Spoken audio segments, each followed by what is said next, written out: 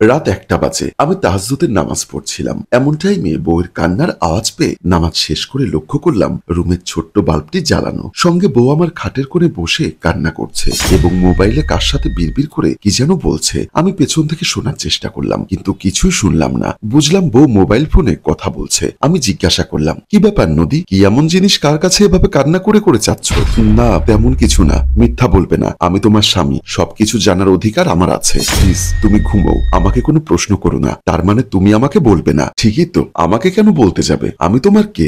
এমন করে বলছো কেন? তো কিভাবে বলবো? তুমি আমার স্ত্রী হয়ে যেভাবে কথা লুকোচ্ছ, তো কিভাবে কথা বলবো? কথাটি বলতে আমার ভীষণ লজ্জা লাগছে। জানি না কথাটি তুমি কেমন মাইন্ডে নিবে। সমস্যা নেই, বলো।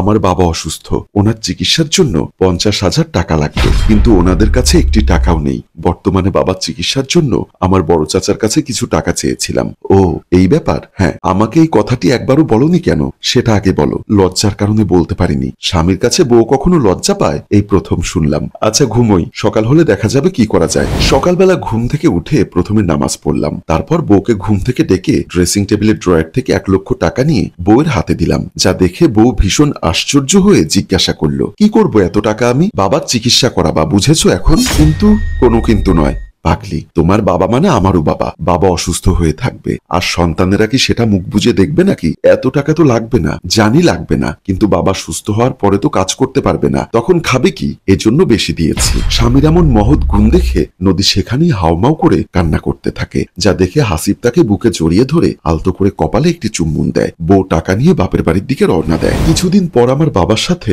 আমার স্ত্রী খারাপ ব্যবহার করে। আব্বাকে অনেক বড় বড় কথা বলে। আব্বা নাকি গরম পানি চেয়েছিল। অফিস থেকে ফিরতেই চুপি চুপি কথাটি আমাকে বলল কাজের বুয়া। বুয়ার কথায় আমি বিভ্রান্ত হলাম না। কথাটা শুনে একটু চিন্তা করলাম। বাবা আমার স্ত্রীকে মেয়ের মতো ভালোবাসে, তারপরও আমার স্ত্রী আব্বার সাথে খারাপ ব্যবহার করলো। তারপর আমি কিছু না বলে রুমে চলে গেলাম। রাতে খাবার ঘরে গেলাম, গম্ভীর স্বরে বাবাকে বললাম, বাবা আপনাদের বউ রূপার সাথে আমার একসাথে বাস করা আর সম্ভব না। আমার কথায় বাবা হকচকিয়ে বললেন, এসব কি কথা? দোষ জারি থাক, মিটিয়ে নাও। বসবাস করবে না এসব কেমন কথা? মেয়েটার কি হবে তাহলে? এসব বলে বাবা অনেকক্ষণ আমায় বোঝালেন। রূপা বাবার সাথে খারাপ ব্যবহার করলো, বাবাকে একটুও বুঝতে দিল না। আমি বেশ বুঝতে পারলাম বাবা ঝামেলা সৃষ্টি হবে বলে কথাটা বলছে না। আমি আর কিছু বললাম না, সোজা আমার রুমে চলে আসলাম। রুমে এসে আমার স্ত্রী রূপাকে বললাম, বাবার তো বয়স হয়েছে, তুমিও ওনাকে দেখার সময় পাও না, আমিও পাই না, বাবাকে বৃদ্ধাশ্রমে রেখে আসলে কেমন হয়? রূপা চোখ সরু করে বলল, ভালোই হয়, শুধু শুধু বিছানাটা নষ্ট করে দিচ্ছে।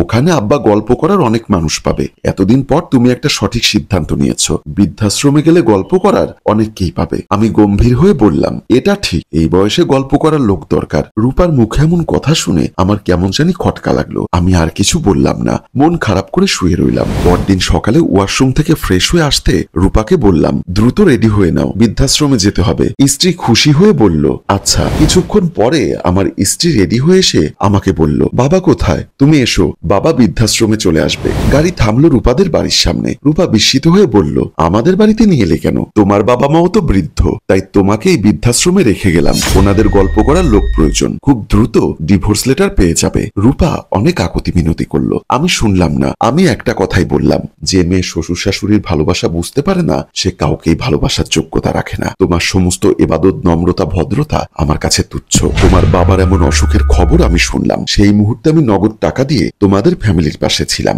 যখনই আমি তোমাকে পরীক্ষা করার জন্য আমার বাবাকে বৃদ্ধাশ্রমে নিয়ে যাওয়ার কথা বললাম, অমনিতে তুমি খুশি হয়ে গেলে। এ কথা বলে আমি গাড়িতে উঠতে গেলাম। পরদিন শাশুড়ি আমার স্ত্রীকে নিয়ে আমার বাসায় আসলো। আমায় ডেকে শাসিয়ে জিজ্ঞাসা করলো, তুমি জান্নাতকে বাড়ি থেকে বের করে দিয়েছো কোন সাহসে? কি করেছে আমার মেয়ে? হ্যাঁ, আমি আপনার মেয়েকে বাহির করে দিয়েছি। তার সাহস কি করে হলো আমার আব্বাকে বৃদ্ধাশ্রমে রেখে আসার কথা বলা? কাপড় চোপড় পড়ে গেছে, কোন সাহসে করলো? আপনি জিজ্ঞাসা করুন ওকে। আপনার মেয়ে আমার আব্বার একটা কথাও শোনে না। শতভাবে বুঝিয়ে শুনিয়েও তাকে লাভ হয় না কোনো। আমার স্ত্রী হয়ে আমার আব্বার সাথে খারাপ আচরণ করবে, নিজেকে উড়াবে, যা ইচ্ছা তাই করবে, এটা আমি বরদাস্ত করব ভেবেছেন? আমার শাশুড়ি এবার একটু নরম হলেন। মেয়ে তার বড় আদরের। তখন একমাত্র মেয়ের কান্না শুনে উত্তেজিত হয়ে গিয়েছিলেন ভদ্র মহিলা। উনি এবার মেয়েকে ধমক দিয়ে কিছুক্ষণ শাসিয়ে আমার হাতে ধরিয়ে বলল, দুঃখিত বাবা, এটা বড় অন্যায় করেছে আমার মেয়ে। তারপর আমার শাশুড়ি ওখান থেকে আমার আব্বার কাছে গেল। বিআই সাহেব, আপনাদের পার্সোনাল বিষয়ে আমার মাথা ঘামানো উচিত নয়। আব্বাকে অনেক করে বোঝালো, আমি কোনো কথা শুনতে রাজি হলাম না। আমার কাছে হাত জোর করে মেয়ের হয়ে ক্ষমা চেয়েছেন, কিন্তু আমি ছিলাম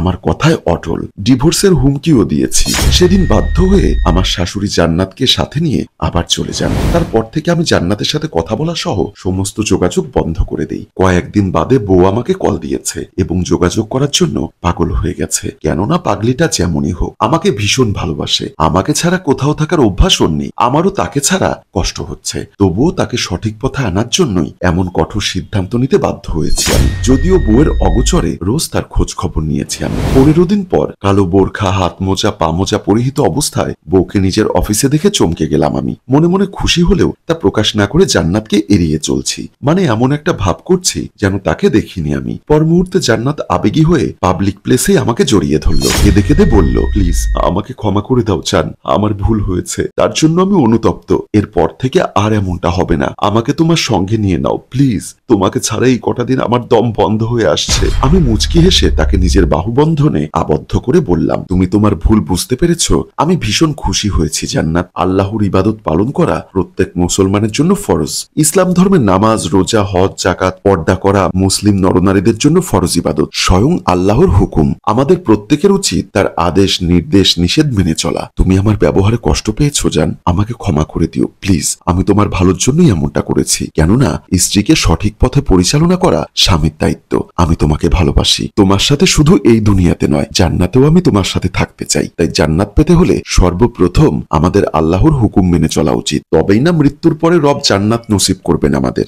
বুঝতে পেরেছো বউ? আমি আমার ভুল বুঝতে পেরেছি। এখন থেকে আর এমনটা হবে না ইনশাআল্লাহ। তুমি আমাকে মাফ করেছো বলো? আমি তোমাকে ক্ষমা করে দিয়েছি বউ। এবার দুজন মিলে রবের নিকট ক্ষমা চাইবো। মাশাআল্লাহ, বোরখায় তোমাকে ভীষণ সুন্দর লাগছে, আল্লাহ তোমায় কবুল করুন। পরদিন ফজরে বউয়ের ডাকে ঘুম ভেঙে যায় আমার। দুজন উঠে একসঙ্গে ওযু করে নিয়েছি। আমি মসজিদে এবং জান্নাত বাসায় নামাজ আদায় করলাম। নামাজ শেষ করে বউ কোরআন তেলাওয়াত করছে আর আমি তার কোলে মাথা রেখে তেলাওয়াত শুনছি। প্রশান্তিতে আমার চোখে পানি চলে এসেছে। মাশাআল্লাহ, এর থেকে সুন্দর দৃশ্য আর কি হতে পারে? নিজেকে এই মুহূর্তে পৃথিবীর সব থেকে সুখী মানুষ মনে হচ্ছে।